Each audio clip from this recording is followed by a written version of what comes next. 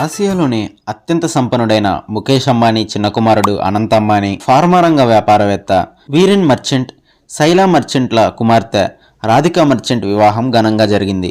ఈ వివాహం 2024 జూలై 12న జరిగింది.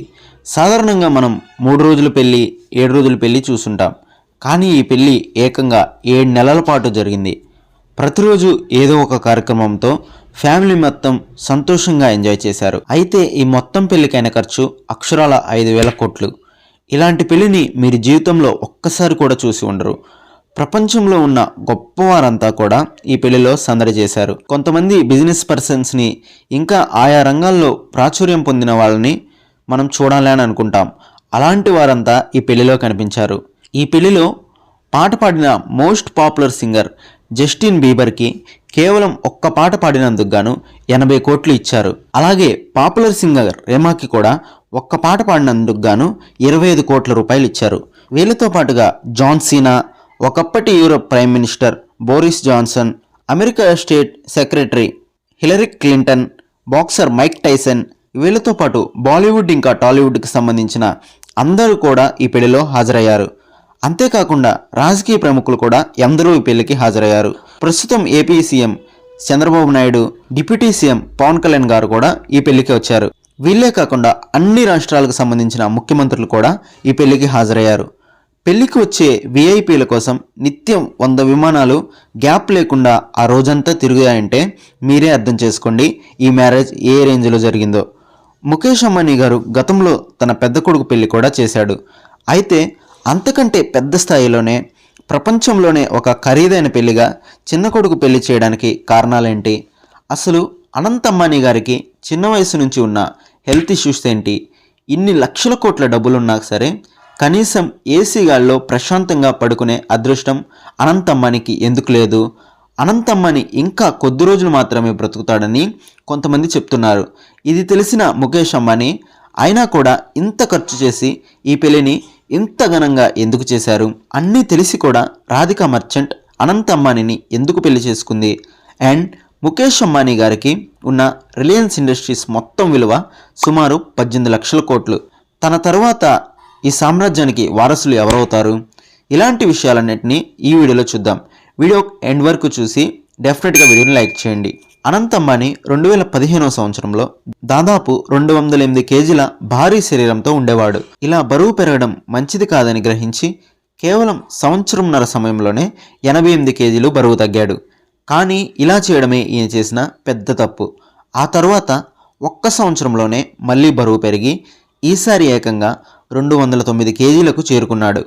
అయితే అనంత్ అంబానీ ఒక్క సంవత్సరంలో ఇంత బరువు పెరగడానికి కారణం, అనంత్ అంబానీ చిన్న వయసు నుండి క్రోనిక్ ఆస్తమా అనే వ్యాధితో బాధపడుతున్నాడు.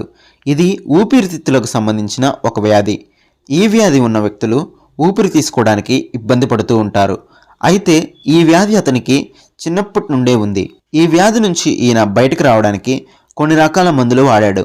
ఆ మందుల వల్ల వచ్చిన సైడ్ ఎఫెక్ట్స్ కారణంగా అనంత్ అంబానీ భారీగా బరువు పెరిగిపోవడం మొదలైంది.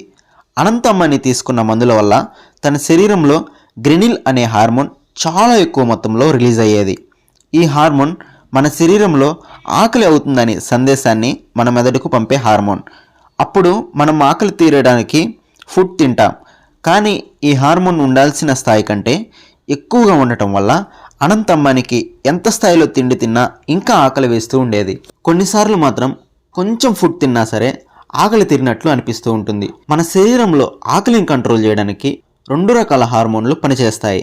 అందులో ఒకటి లెప్టిన్ హార్మోన్, రెండవది మనం ఇందాక చెప్పుకున్న గ్రెనిల్ హార్మోన్. హార్మోన్ లెప్టిన్ మన శరీరంలో ఆకలిని అదుపు చేస్తుంది. గ్రెలిన్ హార్మోన్ మన శరీరంలో ఆకలిని విపరీతంగా పెంచుతుంది. ఒక సాధారణంగా ఆరోగ్యంగా ఉన్న వ్యక్తికి ఈ 2 హార్మోన్లు సమానంగా పనిచేస్తాయి. ఎవరైతే ఆరోగ్య సమస్యలతో బాధపడుతున్నారో వారికి ఒక హార్మోన్ ఎక్కువగా మరి ఒక హార్మోన్ తక్కువగా పనిచేస్తూ ఉంటుంది. అదే ప్రాబ్లంతో అనంత్ అంబానీ బాధపడుతున్నారు. అనంత్ అంబానీకి క్రోనిక్ ఆస్తమా ఉండడం వల్ల అతనిలో గ్రెనిల్ అనే హార్మోన్ విపరీతంగా పెరిగిపోయింది. దీంతో తను ఎంత ఆహారం తీసుకుంటున్నాడో మెదడుకి అర్థం కాకుండా ఉండేది. ఎంత తిన్నా కూడా ఇంకా ఇంకా ఆకలి అని మెదడు సంకేతాలు పంపిస్తూ ఉండేది. దానివల్ల అనంత్ అంబానీ శరీరంలో కొవ్వు కణాలు భారీగా పెరిగిపోయాయి. మనం గుర్తించవలసిన విషయం ఏమిటి అంటే, ఒక్కసారి మన శరీరంలో కొవ్వు కణాలు పెరిగినట్లయితే అవి ఎప్పటికీ తగ్గవు. ఒకవేళ డైట్ చేసి జిమ్కి వెళ్తూ ఫుడ్ తినడం తగ్గిస్తే మీరు బరువు తగ్గుతారు. మీరు మళ్ళీ డైట్ మానేసి ఇష్టం వచ్చినట్లు తినడం మొదలు పెడితే కొవ్వు కణాల మునుపటి స్థితికి చేరుకొని మళ్ళీ విపరీతంగా బరువు పెరుగుతారు. ఈ కారణాన్ని బట్టే అనంత్ అంబానీ భారీ శరీరంతో బాధపడుతున్నాడు. అన్ని కోట్ల ఆస్తి ఉన్నప్పటికీ ఏసీ గదిలో ప్రశాంతంగా నిద్రపోలేడు. ఒకవేళ అలా చేస్తే ఊపిరాడక చనిపోయే ప్రమాదం ఉంది. ఈ కారణాన్ని బట్టే అనంత్ అంబానీకి తోడుగా రాత్రి సమయంలో ఎవరో ఒకరు ఉండాల్సిందే. లేకపోతే ఆరోగ్యం బాగోక ఏం జరుగుతుందనే భయం కుటుంబ సభ్యులందరికీ ఎప్పుడూ ఉంటుంది.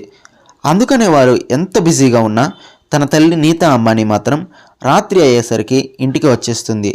ఈ కారణాన్ని బట్టే అనంత్ అంబానీ తన ప్రీ వెడ్డింగ్ ఫంక్షన్లో కూడా తల్లిదండ్రులు దేవునితో సమానమని చెప్పారు. అందరి పిల్లల్లాగా తాను జీవితాన్ని గడపలేనని, నా జీవితం పూలపాన్పు కాదు, నా కోసం అమ్మా నాన్న ఎన్నో నిద్రలేని రాత్రులు గడిపారు అని అనంత్ అంబానీ చెప్పారు. ఆ మాటలు విని ముఖేష్ అంబానీ కూడా ఏడ్చారు. ఎంత డబ్బు ఉన్న అపరకుబేరుడైనా ఒక బిడ్డకు తండ్రే కదా. ఎంత డబ్బు ఉన్న మనిషికి ఆరోగ్యం ఎంత ముఖ్యమో ఈ సంఘటన ద్వారా మనకు తెలిసింది. డబ్బు మాత్రమే ఉంటే సరిపోదు, మెంటల్ స్టామినా కూడా ఉండాలి. ప్రతి కుటుంబంలో ఎమోషన్స్ ఉంటాయి, కానీ వాటిని తట్టుకొని నిలబడగలిగిన వాడే గొప్పవాడు.